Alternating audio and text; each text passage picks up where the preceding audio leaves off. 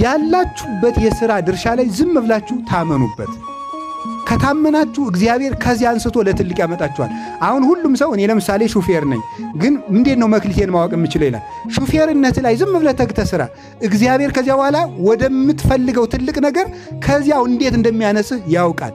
እያነበብክ እየተማርክ ያለህበት ቦታ ላይ ታመን ነው። ላንሳላችሁ ምሳሌ። እሺ ዳዊት ምን ይጠብቅ ነበር? በሉ እንጂ በግ ሲመጣ ምን ያደርጋል? ተግቶ ነው የሚጠብቀው። አንበሳ ሲመጣ በቡጥ እያለ አንድ በግ ላለማስበላት አንበሳ ጋር ትግል የሚገጥም ሰው ነው።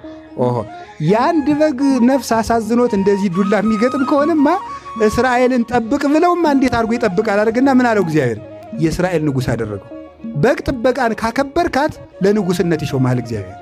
ልብ በሉ። ሁለተኛ ሙሴ ምንድን ነበር? ምን ይጠብቅ ነበር? በሉ ንገር እንጂ። በግ በምድረ በዳ ኦሪት ዘጸአት ምዕራፍ 3 ላይ ተመልከቱ።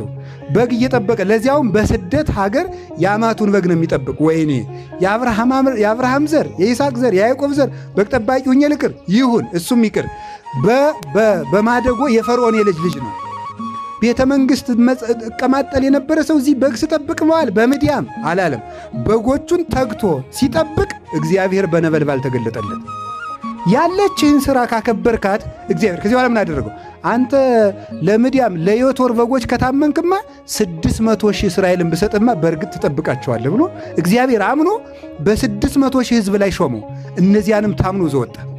እግዚአብሔር እንኳን እንዲሁ ይገርማል እኮ እንኳን ሙሴ ሊያጠፋቸው እግዚአብሔር እስራኤልን ላጥፋ እያለ ራሱ ባለቤቱ እነሱን ካመታጠፋ እኔን አጥፋኝ እያለ የሚጸልይ በጎ እረኛ ሆነ። ለዚህ ክብር አበቃው። ከቃሉ ጋር ናችሁ? ከቃሉ ጋር ናችሁ? እስቲ ጴጥሮስን እዩት። ቅዱስ ጴጥሮስ ምን ነበር ሥራው?